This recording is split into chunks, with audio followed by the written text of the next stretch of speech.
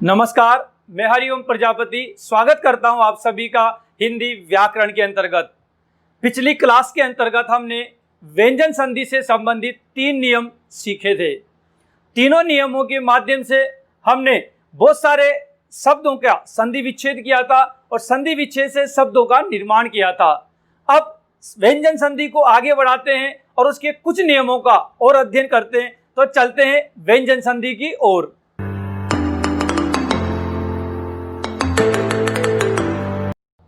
आज का हमारा टॉपिक है व्यंजन संधि। व्यंजन संधि के 3 नियम हमने पिछली क्लास में पढ़े थे। पहला नियम क्या था कि यदि आगे कचड़ तप आए तो वो गजड़ दब में बदल जाते हैं। कहने का मतलब है कि पहला तीसरे वर्ण में बदल जाता है। दूसरा नियम पढ़ा था हमने कि यदि आगे त आए तो उसे द में बदल दीजिए और द आए तो उसे त में बदल दीजिए। बहुत आसान नियम था दूसरा वाला। तीसरा नियम पढ़ा था हमने कि यदि आगे कचड़ तप हो और उसके बाद मन हो, मन का मतलब म हो या न हो, तो म और न की आदत खराब है, बताया था मैंने। वो खुद भी 5वें हैं और वो सामने वाले को भी 5वें में ही बदलाते हैं। तो यदि आगे कचड़ तप आए उसके बाद मन आए तो वो कचड़ तप अपने 5वें में बदल जाता है म या न के कारण। अब व्यंजन संधि का चौथा नियम देखते हैं कि वो क्या कहता है। व्यंजन संधि का चौथा नियम यह कहता है कि यदि आगे म हो, आगे का मतलब है पहले शब्द के अंतिम वर्ण में, और उसके बाद क से म तक 25 कोई से भी स्पर्श व्यंजन हो, 25 स्पर्श व्यंजन माने जाते हैं। तो क्या होता है कि ये जो म है, ये जो म हमेशा ध्यान रखेंगे आप लोग, पहले शब्द के अंतिम वर्ण में ही परिवर्तन होता है। तो ये जो म है पीछे वाले के 5वें में परिवर्तित, ये ध्यान रखेंगे आप। ये म पीछे वाले के 5वें में परिवर्तित हो जाता है। तो देखेंगे आप, जैसे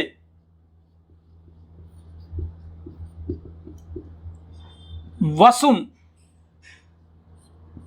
प्लस धरा, वसुम प्लस धरा, वसुम रत्न, धरा यानी धारण करने वाली। तो देखते हैं हम, ये जो म है हमेशा परिवर्तित इस पहले शब्द के अंतिम वर्ण में ही होता है, ये ध्यान रखेंगे परिवर्तन। तो ये म इस पीछे वाले के 5वें में बदलेगा। पीछे क्या है? ध, तो ध की लाइन का 5वां वर्ण क्या होता है? त, थ, द, ध, न। तो ये म न में बदलेगा। तो देखिए व सु, ये आधा न, म आधा है तो न भी आधा ही रहेगा, और ये धरा ज्यों का ज्यों। क्या हो गया? वसुंधरा। और देखेंगे आप, एक शब्द है अलम प्लस कार। अलम का मतलब है शोभा करने वाले, शोभा प्रदान करने वाले। तो अलम प्लस कार, तो ये म इस क के 5वें में बदलेगा, और क का 5वां क्या होता है? न होता है। तो अ ल, ये न, और ये क ध्यान रखना इसके नीचे चला जाता है, और ये का और ये र। अलंकार ऐसे भी लिख सकते हैं आप, या फिर आप चाहें तो ऐसे भी लिख सकते हैं, ये भी लिख सकते हैं अलग अलग। वैसे आजकल वियोगात्मक लिखा जाता है, संयोगात्मक नहीं लिखा जाता है, तो आप ऐसे भी लिख सकते हैं। एक और देखेंगे आप,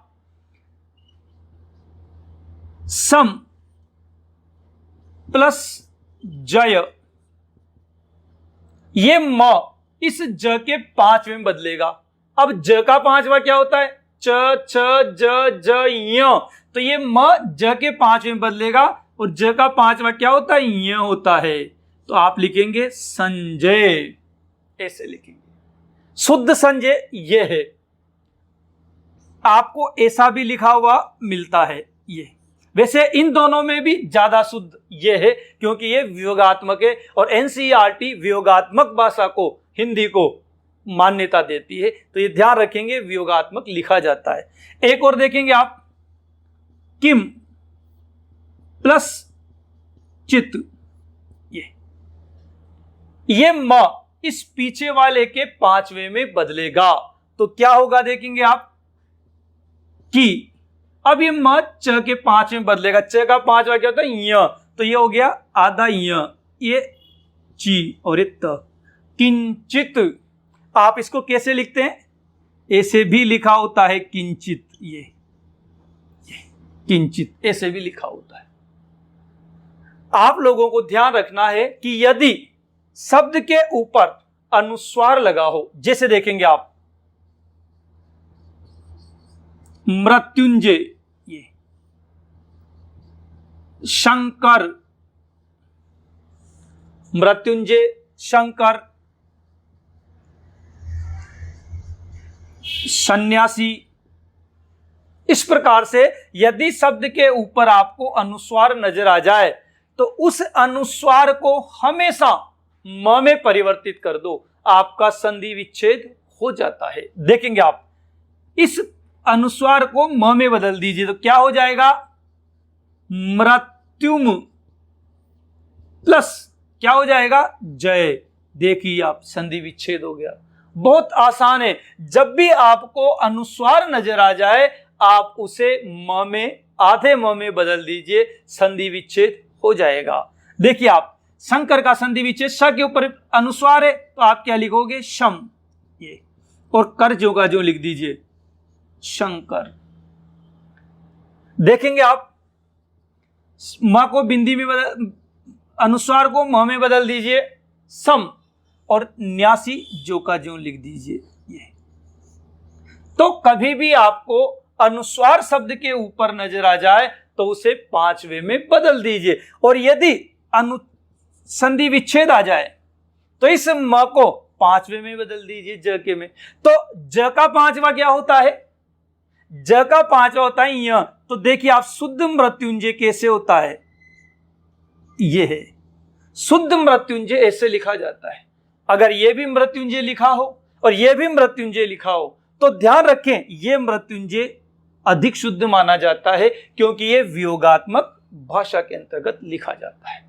शंकर को कैसे लिखोगे म, क के पांचवें में बदलेगा तो क का पांचवा क्या होता है न होता है, तो आप शंकर ऐसे लिख दोगे। कुछ स्थानों पर आपको शंकर ऐसे भी लिखा हुआ मिलेगा, ये क्योंकि ये संयोगात्मक है और ये वियोगात्मक है। सन्यासी में देखिए आप म न के पांचवें में बदलेगा और म न का पांचवा क्या होता है नहीं होता है, त थ द ध न, तो न का पांचवा न, तो क्या हो जाएगा सन्यासी। सन्यासी में दो न आधे आते हैं। यदि सन्यासी ये भी दे रखा है और सन्यासी ये भी दे रखा है और आपसे पूछा जाए कि शुद्ध सन्यासी शब्द कौन सा है तो फिर आपको ये लगाना है, ये नहीं लगाना है। ध्यान रखना ये ज्यादा शुद्ध माना जाता है। तो इस प्रकार से ये चौथा नियम है कि यदि शब्द के अंत में म आ जाए और उसके बाद क से म तक का कोई सा भी 25 वर्ण आ जाए, कोई सा 25 में से कोई सा भी वर्ण आ जाए तो ये म इस पीछे वाले के पांचवें में बदलता है। मैंने बताया था कि ये म हमेशा पांचवें में ही बदलाता है, खुद बदलेगा तब भी पांचवें में और दूसरों को बदलाएगा तब भी पांचवें में। तो यदि आगे और पीछे म हो तो वो हमेशा ही पांचवें में बदलता है। अब एक बात ध्यान रखना है आप लोगों को कि एक शब्द ऐसा भी है जिसमें अनुस्वार आता है लेकिन उसमें म नहीं आता, उसको ध्यान रखना है आपको। अपवाद नहीं है लेकिन आप विशेष रूप से शब्द को ध्यान रखेंगे। पतंजलि ये शब्द है, आचार्य पतंजलि आप जानते हैं योग शास्त्र के प्रणेता हैं। इस पतंजलि शब्द का अगर संधि विच्छेद पूछा जाए तो पतम प्लस जलि नहीं करोगे, क्या करोगे पतत प्लस अंजलि ये करोगे। जब भी आप कभी भी किसी भी शब्द का संधि विच्छेद करें तो दोनों शब्द सार्थक होना चाहिए, ये ध्यान रखना। जली कोई शब्द नहीं होता, अंजलि शब्द होता है तो ये आएगा अंजलि, और पतम नहीं आएगा पतत आएगा। तो इस शब्द को विशेष है ये ध्यान रखना है, ये इस नियम के अंतर्गत नहीं आता। नहीं तो और कोई सा भी शब्द हो, जैसे आपने लिखा संजीव, ये तो आपको कुछ नहीं करना, इस अनुस्वार को म में बदलना है। सम प्लस जीव, ये इस प्रकार से करना है। संगम, सम प्लस गम, इस प्रकार से आपको बदल लेना है। सम्मुख, सम प्लस मुख, क्या हो जाएगा? सम्मुख, ये इस प्रकार से। तो जब भी अनुस्वार आए तो उसे म में बदल दीजिए, संधि विच्छेद हो जाएगा। केवल एक शब्द को ध्यान रखना है, पतंजलि, इसका संधि विच्छेद पतत प्लस अंजलि होता है। अब चलते हैं हमारे पांचवें नियम की ओर। तो व्यंजन संधि का पांचवा नियम क्या कहता है, देखते हैं हम। व्यंजन संधि का पांचवा नियम यह कहता है कि यदि आगे म हो, यदि आगे म हो और उसके बाद य, र, ल, व, श, श, स और ह, इनमें से कोई सा भी हो, ये तो है अंतस्थ व्यंजन, जानते होंगे आप, और ये है ऊष्म व्यंजन। तो यदि म के बाद अंतस्थ या ऊष्म व्यंजन में से कोई सा भी हो तो देखेंगे आप क्या होता है। आप जानते हैं ये म की आदत है कि ये हमेशा खुद भी पांचवें में बदलता है और दूसरे को भी पांचवें में ही बदलाता है, लेकिन इन सभी का पांचवा होता ही नहीं है।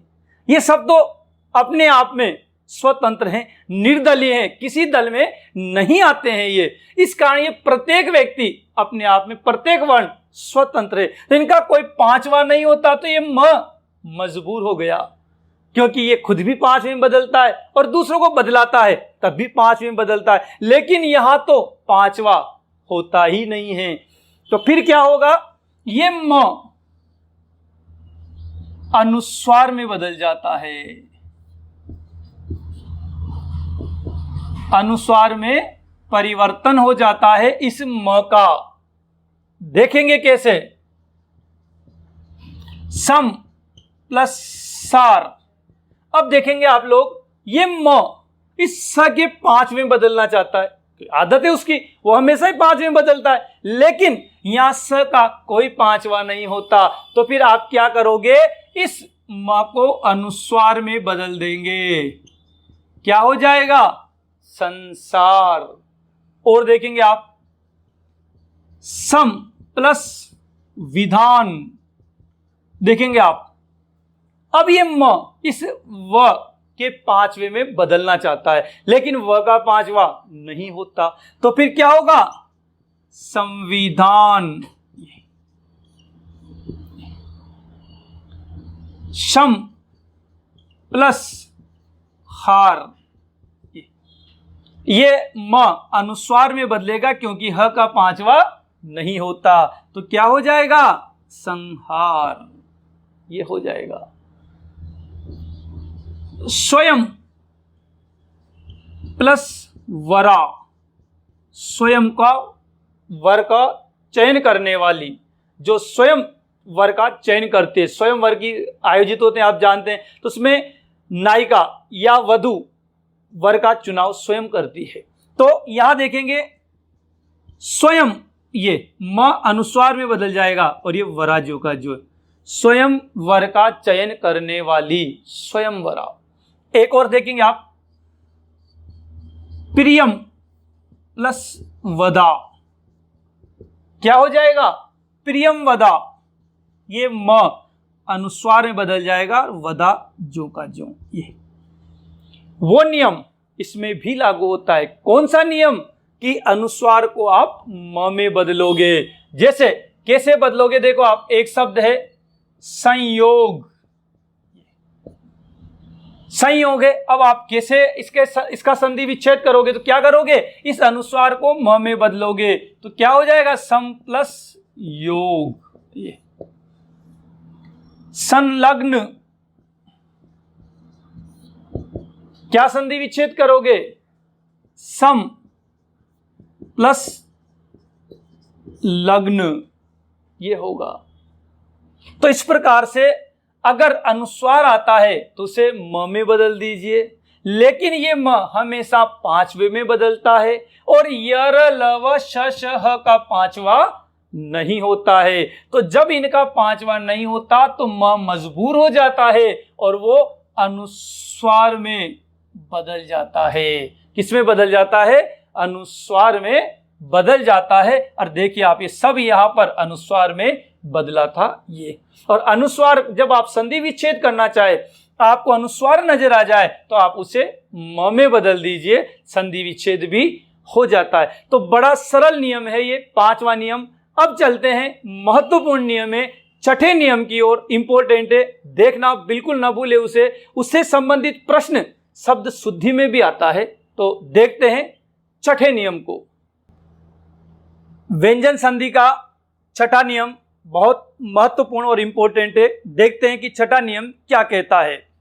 छठा नियम ये कहता है कि यदि पहले शब्द के अंतिम वर्ण में त या द हो, या तो त हो या द हो, क्योंकि बहुत से स्थानों पर उत आ जाता है, बहुत सारे स्थानों पर उद आ जाता है, बहुत सारे स्थानों पे तत आ जाता है, बहुत सारे स्थानों पे तद आ जाता है, और सत तो मान्य है ही सही।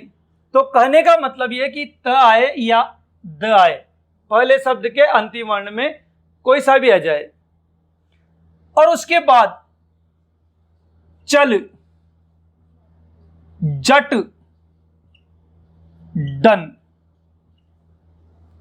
चल, जट, डन, एक साथ देखो ऐसे बोलना है, चल, जट, डन, चल, जट, डन।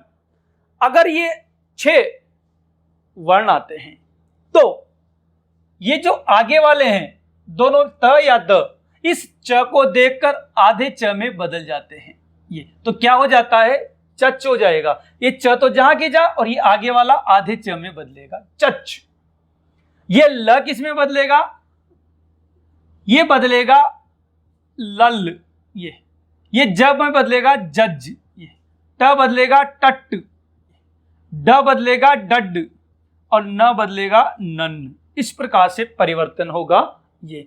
तो यदि आगे त या द हो और उसके बाद चल, जट, डन हो, तो ये आगे वाले पीछे वाले के आधे में बदल जाता है। यानी च आया तो चच हो जाएगा, ल आया तो लल हो जाएगा, ज आया तो जज हो जाएगा, ट आया तो टट हो जाएगा, ड आया तो डड हो जाएगा, न आया तो नन हो जाता है। अब देखते हैं हम उदाहरण। इसका उदाहरण देखते हैं हम। उत प्लस चारण, बहुत सारे स्थानों पर उद भी लिखा होता है, तो ये त इस च को देखकर आधे च में बदलेगा, तो क्या हो जाएगा? उच्चारण। ये देखिए आप। और देखते हैं, सत प्लस चरित्र, क्या होगा? सच्चरित्र। ये पूछा भी जा चुका है शब्द। अब देखेंगे ल वाले में, उत प्लस लेख, क्या होगा? उल्लेख। उत प्लस लंघन, क्या हो जाएगा? उल्लंघन। इस प्रकार से तो आगे वाला त आए या द आए, वो 5 इसमें उसी के आधे में बदल जाता है। देखेंगे आप ज वाला, सत प्लस जन, क्या हो जाएगा? सज्जन। सज्जन में आगे वाला ज आधा होता है, पीछे वाला ज पूरा होता है, सज्जन। एक और शब्द देखेंगे जो कि परीक्षाओं में अक्सर शब्द शुद्धि में पूछा जाता है, उत प्लस ज्वल। ज्वल में ज आधा आता है और बनने वाला ज भी आधा ही बनेगा, तो उज्ज्वल के अंतर्गत दोनों ज आधे ही आते हैं। उज्ज्वल में दोनों ज आधे ही आते हैं, ये ध्यान रखना, शब्द शुद्धि में अक्सर ये पूछा जाता है। अब आगे देखेंगे टट, पत प्लस टीका, क्या हो जाता है, पट्टिका।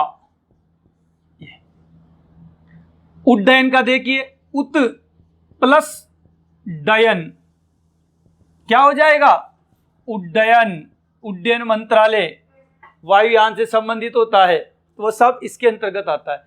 न से संबंधित देखिए, वैसे न से संबंधित मैंने बता दिया था, लेकिन फिर भी आप इसे देखिए, जगत प्लस नाथ।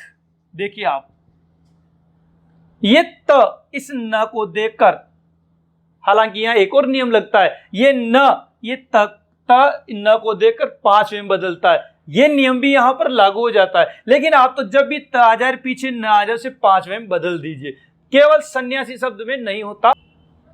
तो जगत प्लस नाथ, तो क्या हो जाएगा, जगन नाथ, ये हो जाएगा। देखिए आप एक और देखेंगे, उत प्लस नयन क्या हो जाएगा, उन्नयन। तो इस प्रकार से त या द के बाद चल जट डन आ जाए तो त या द पीछे वाले के आधे में बदल जाता है, ये ध्यान रखेंगे। और आप संधि विच्छेद करना चाहते हैं इन शब्दों का, तो जो आधा बना है उसको त या द में बदल दीजिए। देखेंगे आप, जैसे आपसे पूछा गया उल्लास शब्द का संधि विच्छेद कीजिए, उच्चारण शब्द का संधि विच्छेद कीजिए, जगज जननी शब्द का संधि विच्छेद कीजिए, यावज जीवन शब्द का संधि विच्छेद कीजिए। तो जब दो एक जैसे हों, आगे आधा जो होता है उसे त में बदल दीजिए, संधि विच्छेद हो जाएगा। उत प्लस लाश, लाश, ये श है, ये लाश नहीं है, ये लाश नहीं है, ये लाश होती है मर जाने के बाद, लेकिन इस लाश का मतलब होता है खुशी, प्रसन्नता, तो उल्लास। तो उत प्लस चारण, ये हो जाएगा। यहां दो ज एक जैसे नजर आ रहे हैं, तो आगे वाले को त में बदल दीजिए, संधि विच्छेद हो जाएगा। जगत प्लस जननी, ये हो जाएगा।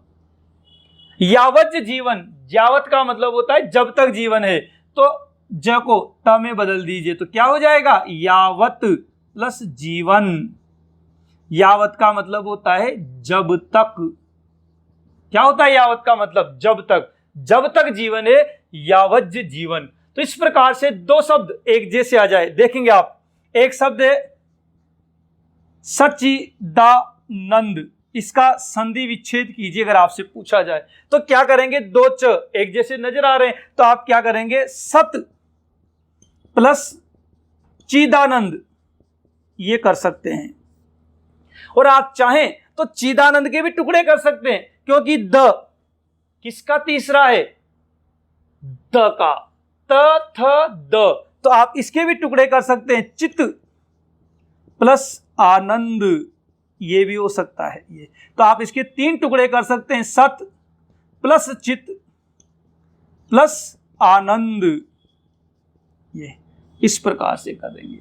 एक शब्द आया उन्नायक, क्या संधि विच्छेद करेंगे भाई, ये दो न एक जैसे हैं, तो आगे वाले को त में बदल दीजिए, उत प्लस नायक, उन्नायक। तो बहुत इंपॉर्टेंट नियम है, केवल इतना सा याद रखना है कि चल जट डन ये आ जाए तो आगे वाला जो त या द है इन्हीं के आधे वर्ण में बदल जाता है। और जब संधि विच्छेद करना चाहें, दो वर्ण एक जैसे नजर आ जाएं, आगे वाला आधा हो, तो जो आधा है उसको त में बदल दीजिए, संधि विच्छेद हो जाएगा। चलते हैं अब अगले नियम की ओर। छठा नियम हमने पढ़ा था, त या द के बाद चल जट डन हो तो आगे वाले उसी के आधे में बदल जाता है। अब 7वां और 8वां नियम, वैसे छोटे छोटे से नियम है और इनसे संबंधित प्रश्न शब्द शुद्धि में बहुत सारे पूछे जाते हैं।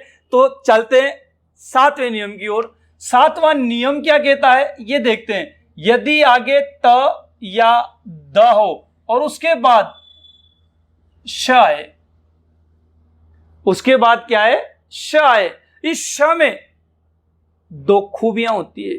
क्या खूबी होती है? एक तो ये होता है अघोष।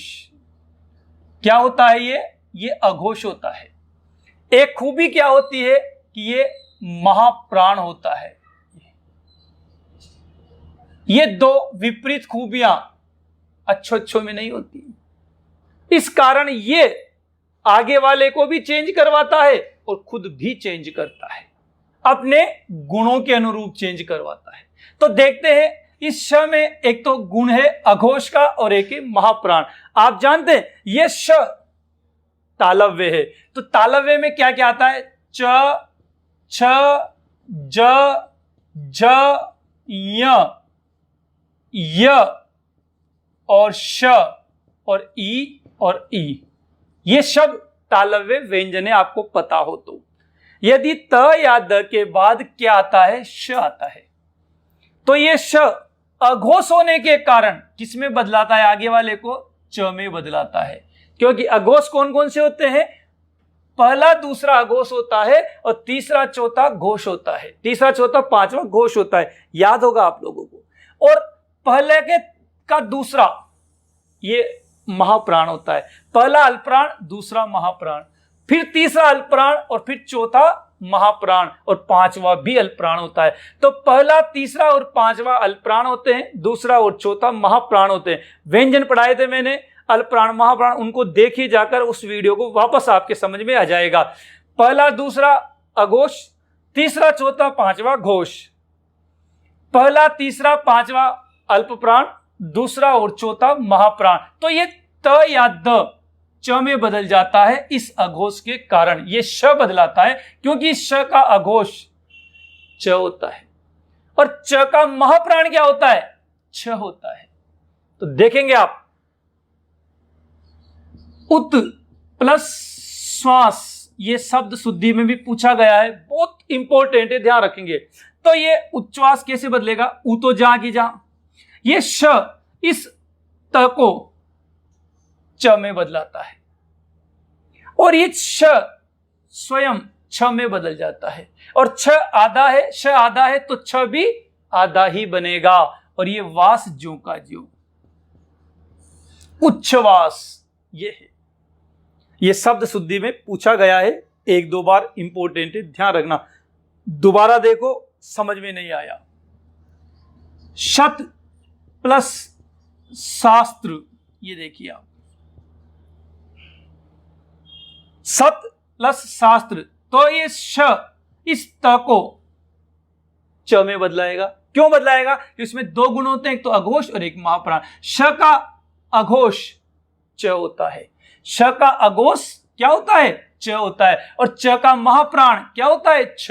ये श दूसरों को तो बदलाता है अघोष में और खुद बदलता है महाप्राण में। तो त बदलेगा च में, तो क्या हो गया? सच। और ये श बदलेगा छ में, आ की मात्रा ज्यों की ज्यों, शास्त्र। देखिए आप कितना गजब का शब्द बनाए, सत शास्त्र। एक शब्द और देखिए जो पहले कक्षा 8वीं की किताब में चलता था, संसद प्लस शून्यकाल। विश्व की संसद को, विश्व की में भारतीय संसद द्वारा दिया गया शब्द है शून्यकाल। ये तो विश्व को भारतीय संसद की देन माना जाता है शून्यकाल। तो संसद प्लस शून्यकाल, देखिए कितना गजब का शब्द बनता है। ये द इस श को देखकर च में बदलेगा, तो क्या हो गया? संस प्लस च। अब ये छ श बदलेगा छ में, उ की मात्रा ज्यों का ज्यों और ने काल ज्यों का ज्यों, संस प्लस शून्य काल, ये बनेगा। एक और शब्द जो बहुत इंपॉर्टेंट है वो देखेंगे, मृत प्लस सकटिकम। सकटिकम का मतलब क्या होता है? गाड़ी। मृत यानी होता है मिट्टी, मिट्टी की गाड़ी। अब ये त इस श को देखकर आधे च में बदलेगा, तो म्र और ये च। ये श बदलेगा छ में और ये क टी क म, ये जो का जो, मृच्छकटिकम। बताइए किस कवि की रचना है ये? मृच्छकटिकम एक ग्रंथ का नाम है संस्कृत का और उस कवि का नाम है शूद्रक। तो कवि शूद्रक की रचना है मृच्छ कटिकम। गुप्त काल के कवि माने जाते हैं शूद्रक। अब आप 8वां नियम भी यही देखते हैं। 8वां नियम देखेंगे आप, बहुत इंपॉर्टेंट नियम है, इन दोनों को अच्छी तरह से याद करना है और ये शब्द अक्सर पूछे जाते हैं, ये ध्यान रखना है। अब देखते हैं 8वां नियम क्या है कि यदि आगे त या द हो, यदि आगे त या द हो और उसके बाद ह आ जाए, इस ह में भी दो विपरीत गुण हैं। क्या गुण है? एक तो ये घोष है और एक ये क्या है? महाप्राण है। ये तो क्या होता है कि ये त या द को घोष में बदलाता है और खुद बदलता है महाप्राण में। यहां पर भी यही हुआ था, ये श सामने वाले को तो बदलाता है घोष में और खुद बदलता है महाप्राण में। ये नियम अधिकांश किताबों में नहीं है, न इतना समझाया जाता, ये रटाया जाता है कि आप इन्हें रट लीजिए कि त ध के बाद ह आएगा तो वो द ध में बदलेगा। लेकिन क्यों बदलता है ये आज मैं आपको बता रहा हूं। देखते हैं हम, त या द के बाद ह आता है तो वो किस में बदलता है, देखते हैं अपन। तो उत प्लस हार, ये देखिए आप, तो ये त घोष कौन सा होता है? तीसरा, चौथा, पांचवा। तो त का द में बदलना है तो ये उ और ये द हो गया द, और ये ह बदलेगा द के महाप्राण में। और द का महाप्राण क्या होता है? देखिए आप, त थ त थ द ध और न। तो ये त, ये त का द क्या हो गया? घोष हो गया। ये दोनों अघोष और ये तीनों घोष बताया था मैंने। पहला दूसरा अघोष होता है और तीसरा चौथा पांचवा घोष होता है। तो त बदलता है द में, बदल गया त, किस में बदल गया? द में। लेकिन ये द महाप्राण होने की वजह से किस में बदलता है? ध में बदलता है। ये ह, तो ये द जा की जा, आ की मात्रा जो की जो, और ये हार क्या हो गया? उद्धार। इस उद्धार को ऐसे भी लिखा जाता है। ये तो ध्यान रखना, महाप्राण कौन कौन से होते हैं? दूसरा और चौथा क्या है? महाप्राण होते हैं। पहला, तीसरा और पांचवा क्या होता है? अल्प प्राण होते हैं। बताया था, ये वीडियो देखना, महाप्राण अल्प प्राण वाला, घोष अघोष वाला। एक और देखेंगे, ये शब्द भी आरपीएससी फर्स्ट ग्रेड के अंतर्गत पूछा गया था, पद प्लस हति। देखिए आप, अब ये द, इस ह को देखकर किसमें बदलेगा? द, क्योंकि ये द ऑलरेडी घोष है, और ये ह बदलेगा ध में, और ये तीजों का ज्यों क्या हो गया? पद्धति। इसको ऐसे भी लिखा जाता है ये। तो जब भी आपको द और ध नजर आ जाए, जब भी आपको द और ध नजर आ जाए, आप ह में बदलोगे, ये नियम ध्यान रखना। जब भी आपको द या ध नजर आ जाए, ह में बदलोगे, संधि विच्छेद हो जाएगा। देखिए आप, जैसे उद्धरण, क्या संधि विच्छेद करोगे? ये तो उत होगा, ये, और द ध की जगह ह कर दीजिए, हरण, ये हो गया उद्धरण। इस प्रकार से ये संधि विच्छेद, तीन ही शब्द अधिकांश तो ये आते हैं। तो ये हुई आपकी व्यंजन संधि के कुछ नियम और बाकी जो महत्वपूर्ण है, तो देखते हैं अगली क्लास को।